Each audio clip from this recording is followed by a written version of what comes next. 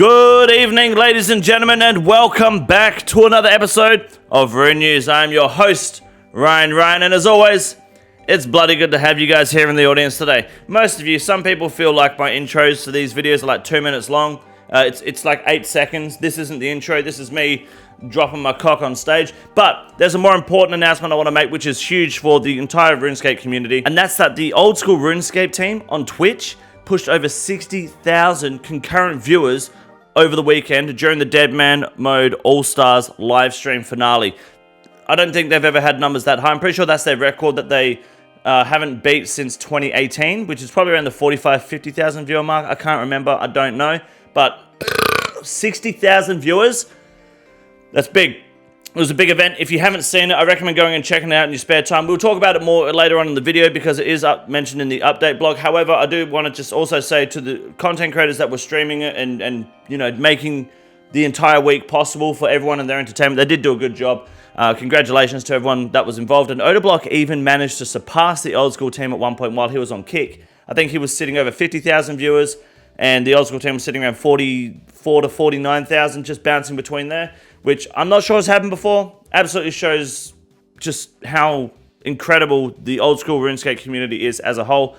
Even if you hate watching people, which is weird to be doing in 2024, by the way, you're still just, you're making everyone and the entire community and the game stronger. So congratulations to everyone involved. And that's all we'll touch on that subject now until we get into the update. But firstly, man, Dr. Disrespect did that shit. That's wild. I wasn't sure until obviously he just came out and straight up said that he was messaging a minor, but that's some shit right there. But we will move on with Rune News and head into the Old School RuneScape content. But first, we have a question for you guys to answer down below in the comment section, and it's relating to Deadman Mode All-Stars. Considering a lot of you guys watched it, I want to know your thoughts on the entire event. Which team you enjoyed, which team you didn't enjoy, which one you were rooting for, how you thought the entire event and the finale went. Let me know down below your feelings on the event, because I did miss a lot of the Deadman content. I only really caught up at the end / the finale, so it's just interesting to see everyone's views on it. What was your highlights? What was your dislikes? And feel free to drop a like and subscription down below while you're there, because I would really appreciate the support.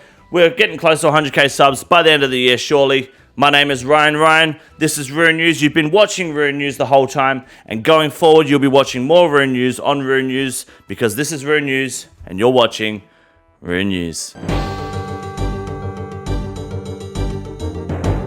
I want to start off by saying the past 2 weeks for Old School RuneScape has been incredibly lackluster, and I've been very vocal about that. And Jagex this week have made it seem like this is the 3rd week in a row, but they snuck something sneaky in there. They've been listening to Rune News, and they are now fucking with me, and I like it. But I reckon they can go one step further, but we're going to discuss that right now in this week's update, which is titled Coliseum, NPC, Click Boxes, and more. What a shit title. However, there's a juicy little addition in this update that I really like, and I think that they can, like I said, go a step further. So let's have a look. We've got the changelog, which is pretty much going to wrap up the entire fucking update. They've improved the click boxes at the Coliseum for all Coliseum NPCs, and as well as their shadows. So basically, 2-3 months after releasing Valamor, or more than that, like 5 months after releasing Valamor, they've finally done something about the click boxes in the Coliseum and made it less cancer. So a good job for finally getting around to that. Thank God we did the, that fucking LGBT community strike walk, and we did the 5 Deadman Mode announcements and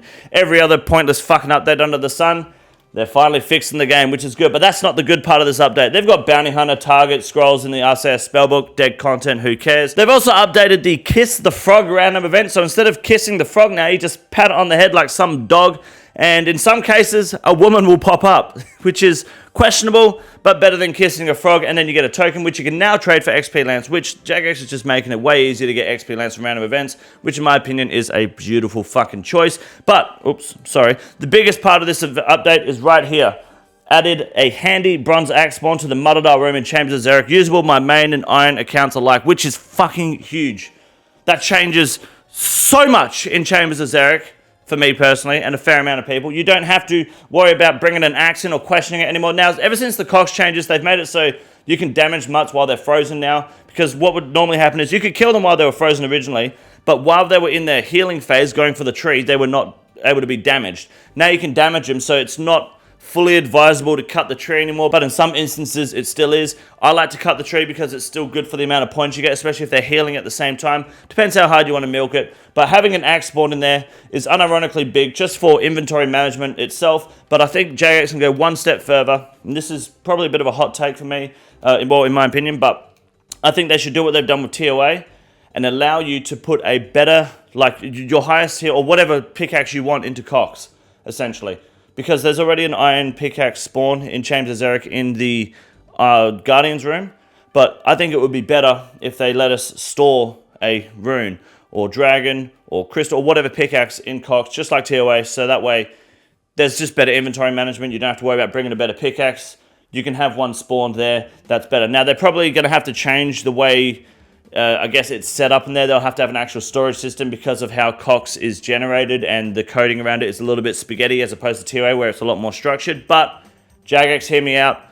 That's a good fucking idea and I recommend executing it. This is huge though. Axe spawn in Mutt room. Very big. What else have they done here? Nothing too important. That's pretty much it. Moving on to the Deadman Mode All-Stars. Look at that. There's the finale, the board. I don't like the way this tournament shit works. Now, this is actually a dumb fucking way to hold tournaments, by the way. I know a lot of people were in the Twitch chat like, have you never seen competitive gameplay before? Just because a lot of, companies do this, like a lot of esports do this, doesn't make it a good fucking idea. Look at professional or competitive Dota 2 games, for example.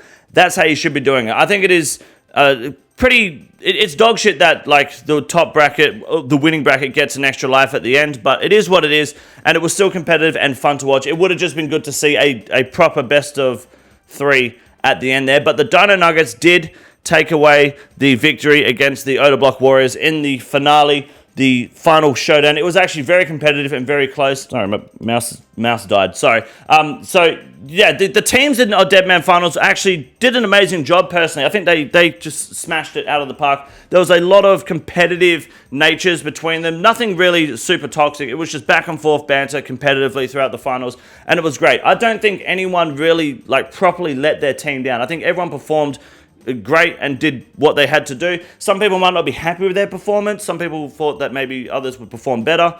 I don't think that there was actual proper dead weight though, and everyone had really good momentum. Some of the PVMers were shockingly good, and I guess surprised a lot of the PvPers too, and put up a really fucking good fight. The Dino Nuggets taking out the victory there was expected by quite a few people, but overall they were an iconic duo, West Ham and Dino. They were just absolutely running a train on people and having a great time doing it. I'm really happy for the pair of them.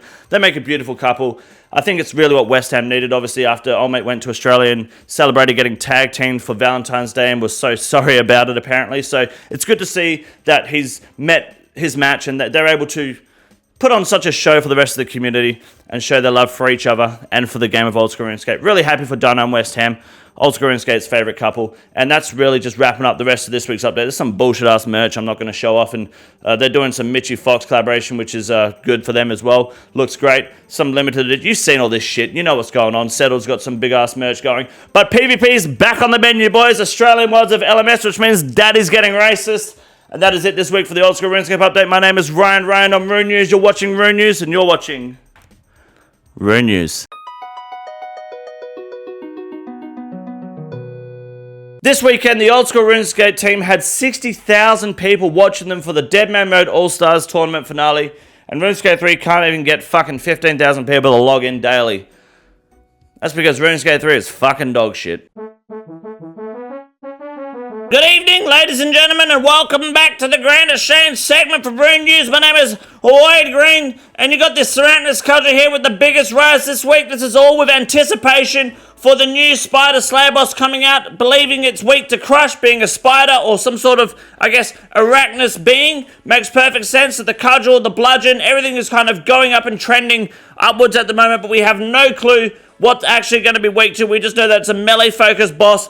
I'm going to assume Slash might be more ideal as well, but Crush is on the menu at the moment, boys, so if you can, get to Ceratonis, get to the Abyssal Sire, start farming those pieces, because you're going to have some good money to make over the next month or two. Next, we have the Eclipse Moon chest plate dropping. Now, to be honest with you, there's not actually a whole lot dropping at the moment in the community. It's actually quite a healthy economy, especially with the rise of bonds going on so far, and the content that's coming out in the near future. Not really a whole lot of things are dropping. It's mostly just fluctuating up and down.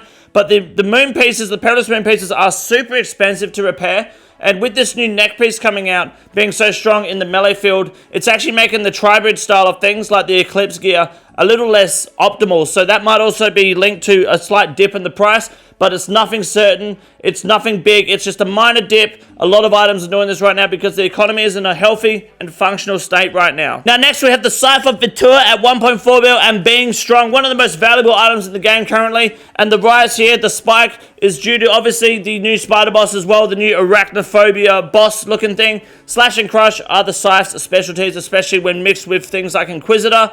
This weapon is bound to pop off and be best in slot in that room in absolutely no time. So the Scythe is going to remain strong and ready for the new Slayer boss, Araxor, when it comes out, hopefully in about a month. And now we have the Mole Slippers dropping to 1.2 mil, which is standard. This is what is expected because we're currently doing a Mole Slipper halving. This is a good time to invest in your Mole Slippers. They're likely to rise at some point and be 30 mil a pair this time next year. Mark my words or unsubscribe. That's a guarantee. Make sure you buy your Mole Slippers while they're dirt cheap. Tell your friends about it so theirs are also go up in value.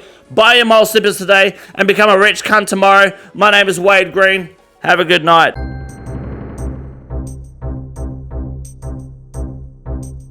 This week's Iron Man moment starts off with an Iron Man by Easto getting his Ranger boots, but we don't care. All we care about is the fact that his sister is incredibly fucking hot. Next up, we have a juicy PK here of 101 mil by Astafastaf16161. It's his first ever PK apparently, and that's a beautiful way to get hooked into PKing. This man is going to start running a train on people in the worldy. Gold Dragon HUD. Questionable top when you're going PKing, by the way. Use some Blessed D HUD, especially if you're going to risk things like a Void Waker. Man the fuck up. And finally, we have Dag Bad getting a third age range quiff. I've never had a third age item myself, but I'd love to get one day. Good to see people getting third age items. That's actually popping off a lot lately, especially in my Discord and my community, I guess. So, loving the luck. Hopefully some of that RNG is shared with your boys soon. And that is it this week for Rune News. Thank you very much, everybody, for watching. My name is Ryan. You've been watching Rune News the entire time. Believe it or not, my name is Rune News. You're watching Rune News. This is Ryan on Rune News. You're watching Rune News, and you're watching Rune News. Quite simple. You got a big boy. Look at him. God damn. Fuck me. Look at that boy. It's huge.